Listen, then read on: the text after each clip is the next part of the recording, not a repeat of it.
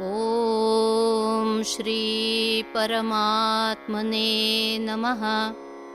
अथ चतुर्थोऽध्यायः।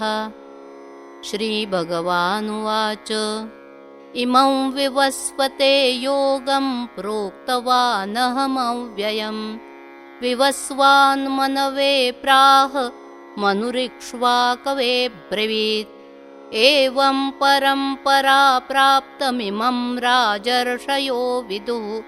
सकाले नेह महता योगो नष्टः परन्तप।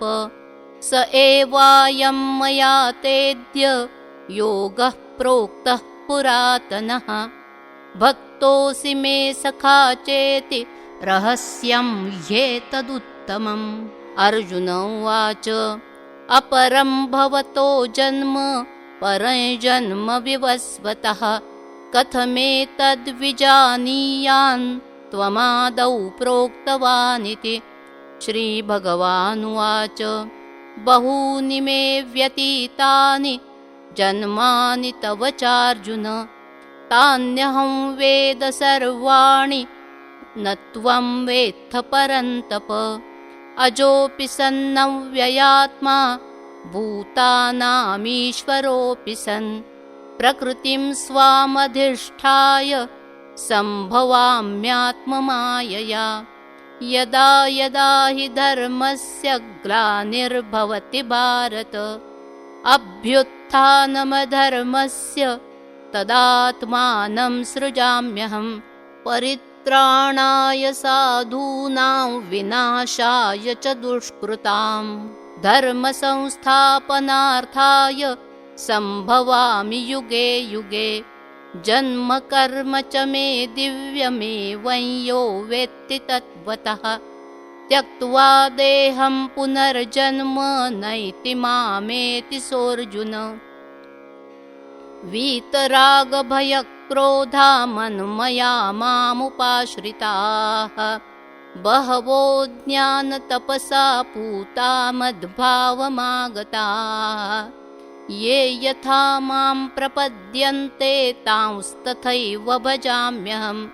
मम वर्त्मानुवर्तन्ते मनुष्याः पार्थ सर्वशः। काङ्क्षन्तः कर्मणां सिद्धिं यजन्त इह देवताः। क्षिप्रं हि मानुषे लोके सिद्धिर्भवति कर्मजा। चातुर्वर्ण्यं मया सृष्टं गुणकर्मविभागशः। तस्य कर्तारमपि मां विद्य कर्तारमव्ययम्। न मां कर्माणि लिम्पन्ति न मे कर्मफले स्पृहा। इति मां योऽभिजानाति कर्मभिर्न स बध्यते। एवं ज्ञात्वा कृतं कर्म पूर्वैरपि मुमुक्षुभिः। कुरु कर्मैव तस्मात् त्वं पूर्वैः पूर्वतरं कृतम्। किं कर्म किमकर्मेति कवयोऽप्यत्र मोहिताः। तत्ते कर्म प्रवक्ष्यामि यज्ञात्वा मोक्ष्यसे शुभात्। कर्मणो ह्यपि बोद्धव्यं बोद्धव्यं च विकर्मणः। अकर्मणश्च बोद्धव्यं गहना कर्मणो गतिः। कर्मण्यकर्म यः पश्येदकर्मणि च कर्म यः। स बुद्धिमान् मनुष्येषु स युक्तः कृत्स्नकर्मकृत्। यस्य सर्वे समारम्भाः कामसङ्कल्पवर्जिताः। ज्ञानाग्निदग्धकर्माणन्तमाहुः पण्डितं बुधाः। त्यक्त्वा कर्मफलासङ्गं नित्यतृप्तो निराश्रयः। कर्मण्यभिप्रवृत्तोऽपि नैव किञ्चित् करोति सः। निराशीर्यतचित्तात्मा त्यक्तसर्वपरिग्रहः। शारीरं केवलं कर्म कुर्वन्नाप्नोति किल्बिषम्।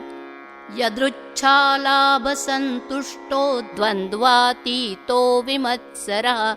समसिद्धावसिद्धौ च कृत्वापि न निबध्यते। गतसङ्गस्य मुक्तस्य ज्ञानावस्थितचेतसः यज्ञायाचरतः कर्म समग्रं प्रविलीयते। ब्रह्मार्पणं ब्रह्महविर्ब्रह्माग्नौ ब्रह्मणाहुतं ब्रह्मैव तेन गन्तव्यं ब्रह्मकर्मसमाधिना।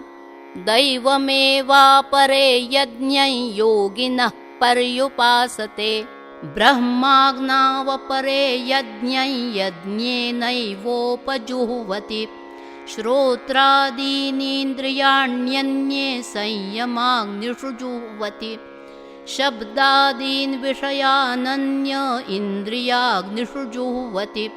सर्वाणीन्द्रियकर्माणि प्राणकर्माणि चापरे आत्मसंयमयोगाग्नौ जुह्वति ज्ञानदीपिते।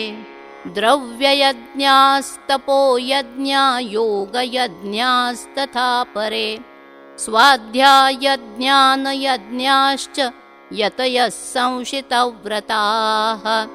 अपाने जुह्वति प्राणं प्राणे पानं तथा परे प्राणापानगतिरुद्ध्वा प्राणायामपरायणाः। अपरे नियताहाराः प्राणान् प्राणेषु जुह्वति।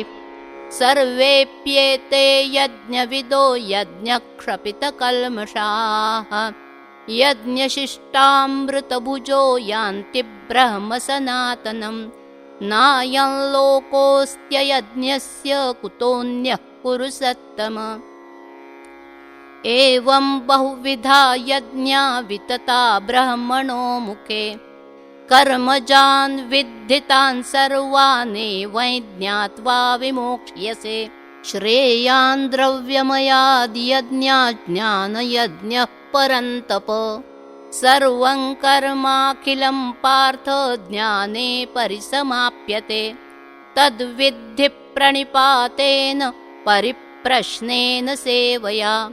उपदेक्ष्यन्ति ते ज्ञाने ज्ञानिनस्तत्त्वदर्शिनः। यज्ञात्वा न पुनर्मोहमेवं यास्यसि पाण्डव।